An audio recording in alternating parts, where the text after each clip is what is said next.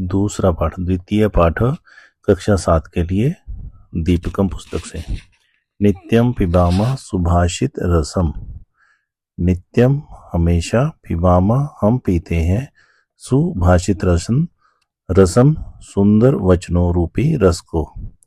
सुंदर वचनों रूपी रस को हम हमेशा पीते हैं। आइए इसका अभ्यास देखते हैं। वयम अभ्यासम कुर्मः, हम सब अभ्यास करते हैं।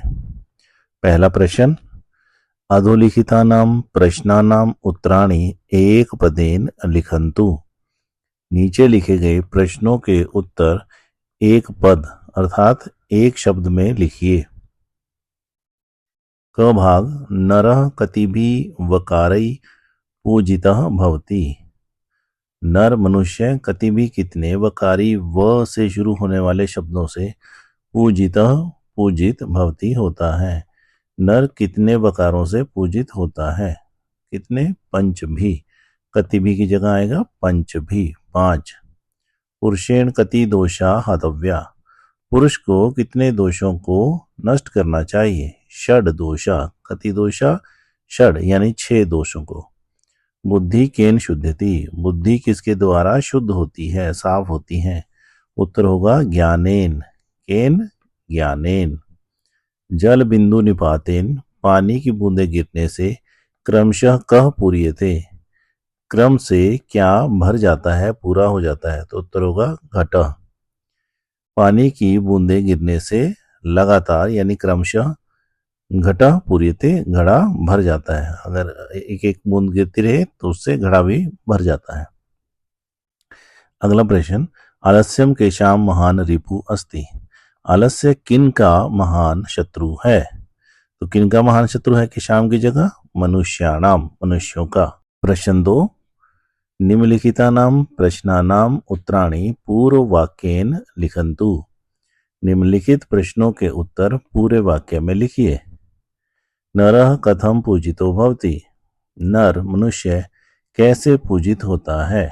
उत्तर होगा नरः नर पंचभी वकारै, 5 वकारों से अर्थात व से शुरू होने वाले शब्दों से, जिसमें है वस्त्रम, वपु, वाक, विद्या, विनय इत्येतैः युक्तः नरः पूजितो भवति। अर्थात कथम की जगह पर ये सारा लिखेंगे और जो आगे पीछे के इसके शब्द हैं वो वैसे ही रखेंगे। नरः, फिर ये, फिर पूजितो भवति। ख भाग, पुरुषेण के दोषा हतव्या, पुरुष के द्वारा कौन से दोष नष्ट करने योग्य हैं? पुरुषेण, पुरुष के द्वारा निद्रा, तंद्रा, भयम, क्रोध, आलस्यम, दीर्घ सूत्रता च इति दोषा हतव्या, ये सब दोष नष्ट करने योग्य हैं। कस्य बुद्धि विस्तारिता भवति, किसकी बुद्धि विस्तारित होती है अर्थात बढ़ी हुई होती है, बढ़ जाती है। यह पठती, जो पढ़ता है, लिखती, लिखता है, पश्यति, देखता है, परिपृच्छति, पंडितान उपाश्रति च, परिपृच्छति पूछता है, पंडितान बुद्धिमानों का उपाश्रति सानिध्य लेता है, उसकी बुद्धि विस्तारिता भवति, उसकी बुद्धि में वृद्धि होती है, विस्तारित हो जाती है। किम कृत्वा मनुष्य न अवसीदति, क्या करके मनुष्य दुखी नहीं होता? उद्यमम, परिश्रम, परिश्रम करके कोई भी मनुष्य दुखी नहीं होता।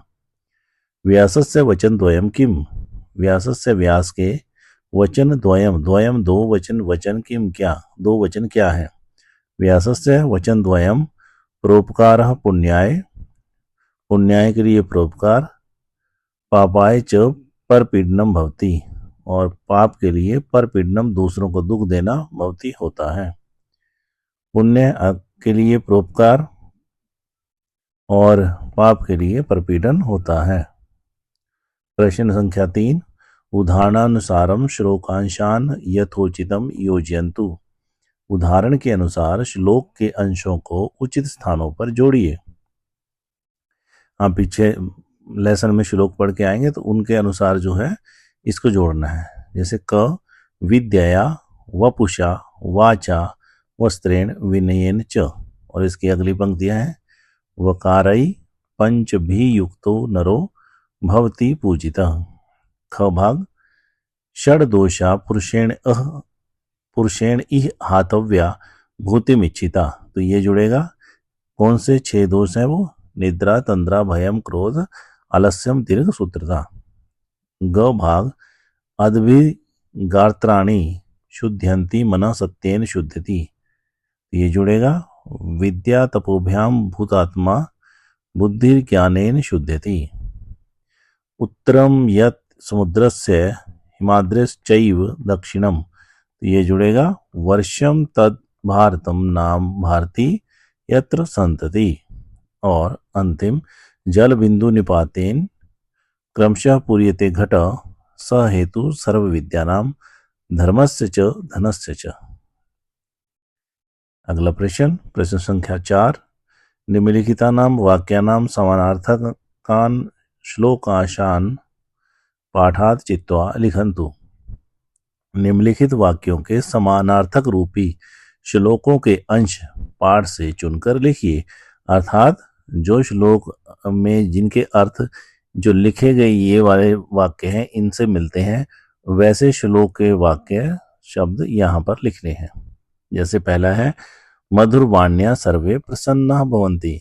मधुरवाणी से सभी प्रसन्न होते हैं। तो श्लोक में इसके लिए कौन सी लाइन आई है, कौन सा वाक्य आया है? प्रिय वाक्य प्रदान सर्वे तुष्यन्ति जंतवः।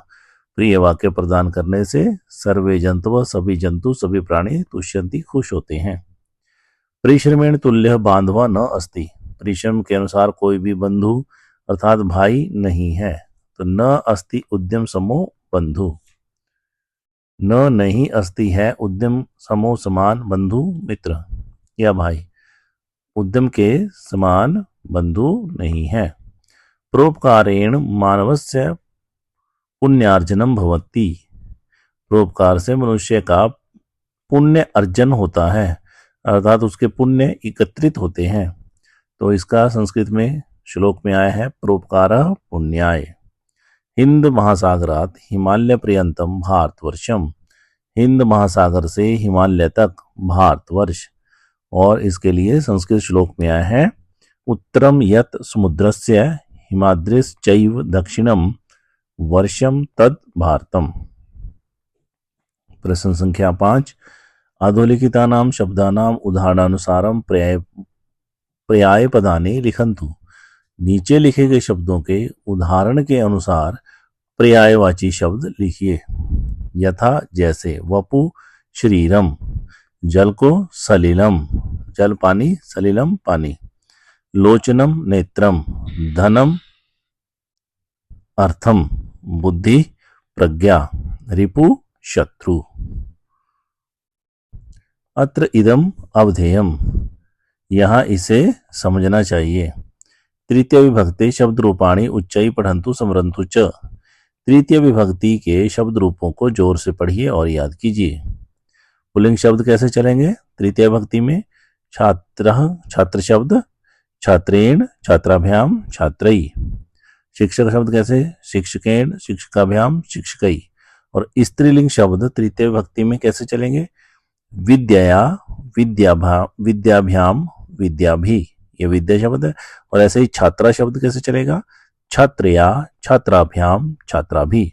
नपुंसकलिंग शब्द तृतीय विभक्ति में कैसे चलेंगे? सत्य शब्द कैसे चलेगा? सत्येन सत्याभ्याम सत्यई। अर्थात ये पुल्लिंग शब्दों की तरह ही नपुंसकलिंग शब्द भी चलेगा। ज्ञान शब्द ज्ञानेन ज्ञानाभ्याम ज्ञानई। किम केन काभ्याम कई। प्रश्न संख्या 6। अधः रिक्त स्थानानि तृतीय विभक्ते समुचित रूपई पूरयन्तु। नीचे रिक्त स्थानों को तीसरी विभक्ति जो अभी हम पीछे पढ़ के आए हैं उसी के अनुसार समुचित शब्दों से पूरा कीजिए, भरिए। सुधा खंडेन सुधा खंडाभ्याम सुधा खंडई। वृक्षेण वृक्षाभ्याम वृक्षई। लतया लताभ्याम लताभि। ये पुल्लिंग शब्द हैं, ये स्त्रीलिंग शब्द हैं। देशेन देशाभ्याम देशई। पुण्येन पुण्याभ्याम पुण्यई। विनयेन विनयाभ्याम विनयई। प्रश्न संख्या 7। कोष्ठके पदानि विलिख्य सुभाषितम पूरयन्तु। कोष्ठक अर्थात ब्रैकेट में जो नीचे ये दिए गए हैं उनसे पदों पदों को लिखकर कोष्ठक में जो खाली दिए गए हैं उन कोष्ठकों में पदों को लिखकर सुभाषित को पूरा कीजिए, अर्थात सुंदर वचनों श्लोक को पूरा कीजिए। उत्तरम यत् समुद्रस्य हिमाद्रेश्चैव दक्षिणम वर्षम तद्भारतम नाम भारती यत्र संतति।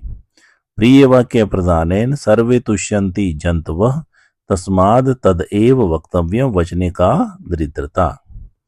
प्रश्न संख्या 8। उपयुक्तानि सुभाषितानि पठित्वा रिक्तस्थानानि पूरयन्तु। उपयुक्त सुभाषितों को पढ़कर रिक्त स्थानों की पूर्ति कीजिए। आलस्यम ही मनुष्याणाम शरीरस्थु महान रिपु। आलस्य ही मनुष्य के शरीर में स्थित सबसे महान शत्रु है, सबसे बड़ा शत्रु है। तस्माद तद एव वक्तव्यम, इसलिए तस्मात इसलिए, तत् मैंने उसे, एव मैंने ही, वक्तव्य मैंने बोलना चाहिए। किसे ही बोलना चाहिए? मीठे वचनों को। वो वाला श्लोक है। तस्माद तद एव वक्तव्यम वचने का दरिद्रता। तीसरा, यह पढ़ती लिखती पृच्छति, जो पढ़ता है लिखता है पूछता है। पंडितान उपाश्रति, और पंडितों का सानिध्य लेता है। स हेतु सर्व विद्यानाम, वह हेतु मैंने कारण होता है सभी विद्याओं का। धर्मस्य च धनस्य च, धर्म का और धन का। विद्या तपोभ्याम भूतात्मा बुद्धि ज्ञानेन शुद्धति। विद्या